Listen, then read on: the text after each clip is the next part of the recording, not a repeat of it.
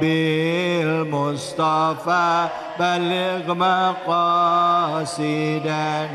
waghfir lana ma madha ya wasi'al karami. Shallu ala Nabi Muhammad. Baik, alhamdulillah, alhamdulillahirabbil alamin. Kisah-kisah para nabi menjadi pelajaran bagi kita bagaimana nabi pun dalam kehidupannya sering mendapatkan ujian dan siap menghadapi ujian tersebut dengan segala keterbatasannya. Bahkan dalam surah Al-Qasas ini kita juga belajar tentang seorang figur yang namanya Qarun. Orang yang tadinya sulit hidupnya, berdoa lalu atas izin Allah dijadikan orang kaya, sukses, berhasil.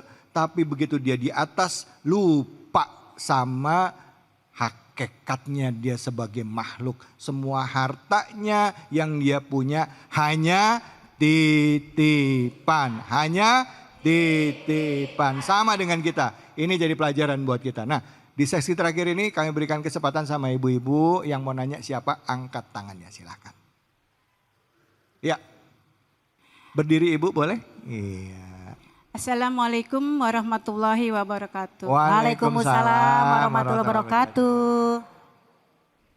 Nama saya Ibu Rosi dari Majelis Taklim Al-Ikhlas. Ya. Mau bertanya Pak Ustadz, Ibu Ya. saja. Ya, terima kasih. Apakah jika harta kita, Hartanya haram. apakah jika keluarga kita dikasih harta yang haram, maka apakah Keluarga kita akan haram? Oh, keluarga kita maksudnya keluarga kita kalau dapat makan harta haram itu akan kayak gimana gitu ke depannya gitu ya? Iya Pak Ustadz. Iya baik. Terima kasih Ustadz. Assalamuallah warahmatullahi wabarakatuh. Sebentar Bu, diri dulu. Nama ibu siapa? Ibu Rosi? Iya. Grogi ya Bu ya? Iya. Iya. Tarik napas.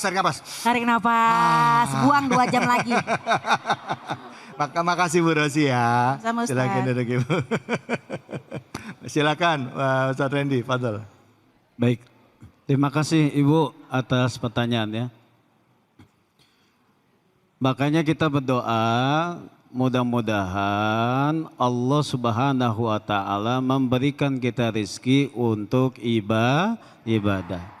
Kalau kita berdoanya bukan untuk kaya, melainkan kita berdoa, ya Allah berikan aku rizki untuk saya ibadah. Artinya ketika saya diberikan rizki oleh Allah untuk ibadah, saya bisa memberikan nafkah untuk keluarga kita bisa pergi umroh, amin. Kita bisa melaksanakan ibadah haji, amin. Kita bisa memberikan pendidikan untuk anak-anak kita, amin ya Rabbal. Nggak usah minta kekayaan kepada Allah, tapi minta rizki yang cukup untuk bekal ibadah. Saya pengen punya duit untuk saya bisa sedekah, saya pengen punya duit untuk saya bisa bayar zakat, saya punya duit untuk bisa membantu fakir miskin, saya punya duit, saya pengen santuni anak yatim. Semua yang kita lakukan bersyukur kepada Allah Subhanahu wa Ta'ala, minta keberkahan dari Allah agar bisa untuk ibadah. Begitu juga ketika kita memberikan sesuatu yang haram untuk keluarga kita, satu dampaknya adalah kurang keberkahan di keluarga kita. Mulai itu Bu, ada aja masalahnya. Mulai itu ada aja penyakitnya. Mulai itu ada aja kesulitan-kesulitan yang akan kita hadapi. Kenapa? Karena yang kita miliki dari sesuatu yang tidak baik bahkan haram di sisi Allah Subhanahu wa Ta'ala. Kurang nilai keberkahannya. Yang kedua, akan bahaya untuk akhlak anak-anak kita. Kenapa? Anak-anak kita sulit sekali untuk mematuhi perintah orang tuanya. Sulit sekali mendengar omongan-omongan kebaikan-kebaikan di dalam setiap harinya.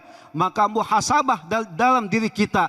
Apakah suami kita sebagai orang tua pernah memberikan sesuatu yang haram kepada anak-anak kita? Kalau seandainya itu terjadi, maka dampaknya kepada anak-anak kita. Kalau kita tidak pernah memberikan sesuatu yang haram untuk keluarga kita, itu terjadi di keluarga kita, anak kita sulit, maka itulah ujian dari Allah Subhanahu wa Ta'ala. Yang ketiga adalah di samping kurangnya nilai keberkahan, berdampak kepada akhlakul karimah anak-anak kita. Yang ketiga, sulit kita untuk dikabulkannya doa dan sulit kita untuk ibadah. Kenapa? Sesuatu haram yang masuk akan membuat kesulitan kita untuk diterimanya doa-doa kita. Gitu ya, Ibu ya.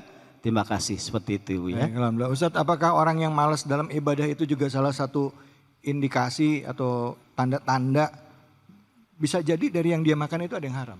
Ya, ketika malas itu adalah sesuatu perbuatan yang tidak disukai oleh Rasulullah dan juga tidak disukai oleh Allah Subhanahu wa taala. Rasulullah amat mencintai hamba-hambanya yang mau berjuang, ya, terlebih dengan telapak tangannya. Maka Allah selalu membuka kesempatan itu dengan sebaik-baiknya. Ud'uni astajib lakum. Kalau kamu berdoa kata Allah, maka Allah akan kabulkan. Tinggal masalahnya, mau enggak kita berdoa? Jangan-jangan Allah mau ngampunin hambanya. Terkadang kita sebagai hamba Allah yang kadang malas untuk minta ampun kepada Allah Subhanahu wa taala. Begitu juga dengan rasa malas itu, maka haruslah kita hilangkan karena itu merupakan sesuatu yang tidak baik di dalam diri kita. Masya Allah. Baik, terima kasih banyak Ustadz. Bu, Ya. terjawab ya tadi pertanyaannya ya Bu ya. Jangan makan uang yang haram, jangan silo, lihat tetangga baru beli mobil baru, Bu. Begitu lihat tetangga beli mobil baru, bilang melakinya, "Pah, lihat noh, tuh baru 5 tahun kerja udah bisa beli mobil. Bapak udah 10 tahun belum. Kayak dia dong, ngapain kayak nyolong-nyolong apa gitu," katanya. Ada yang begitu ada? Mana orangnya? Astagfirullahaladzim. Astagfirullahaladzim. OMG, OMG. Ustazah, pertanyaan saya belum dijawab. Oh, ya Allah. Pertanyaan Gimana? saya adalah kalau tadi kita ngomong orang kaya sombong ketahuan, ya. Kalau orang yang susah hidupnya sombong, tanda-tandanya gimana? Maaf.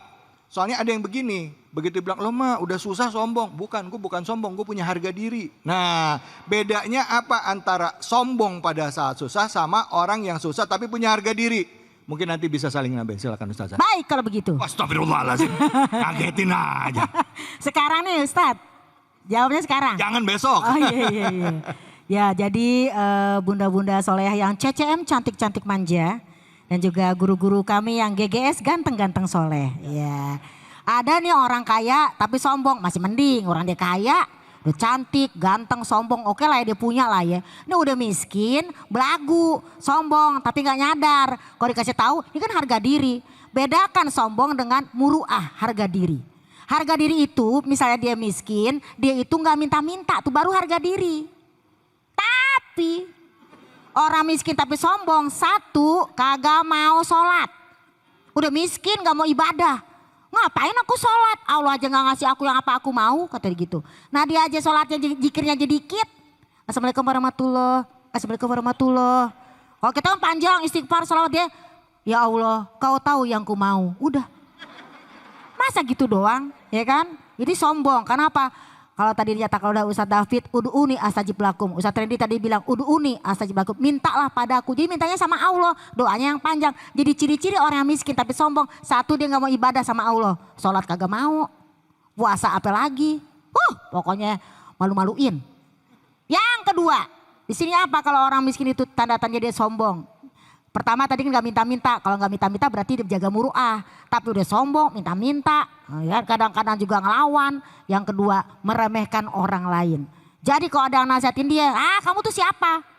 Jangan sok ngatur kalau bukan donatur gitu katanya. Jadi dia cuma ngedengerin orang yang ngasih dia duit. Kalau dikasih duit dia dengerin. Kalau gak dikasih duit dia kagak mau dengerin. Ini juga sombong. Kan kita mah harus nerima siapapun yang nasihatin kita. Bahkan anak ngasih tahu kita, ayo mama, salat subuh jangan kesiangan. Iya, kita harus gitu, jangan. Kamu kan anak kecil, itu sombong. Meremehkan manusia dan menolak kebenaran. Kira-kira begitu Ustaz. Alhamdulillah, terima kasih banyak Ustazah. Bu, Ya. sombong itu penyakit ya. Mau kaya, mau orang kelas menengah, mau hidupnya susah, itu muncul dalam hati kita. Mesti kita jaga. Karena pada dasarnya kita bukan siapa-siapa, kita ada di bumi ini tugasnya cuma ibadah kepada Allah. Harta semua titik, titipan. Baik, di penghujung acara ini kita akan berdoa. Semoga apa yang disampaikan oleh guru-guru kita benar-benar bisa masuk ke dalam jiwa kita dan kita menjadi orang-orang yang selalu pandai mensyukuri nikmat dari Allah Subhanahu wa taala. Begitu kepada Ustadz Randy kami persilakan, silakan Fadhol.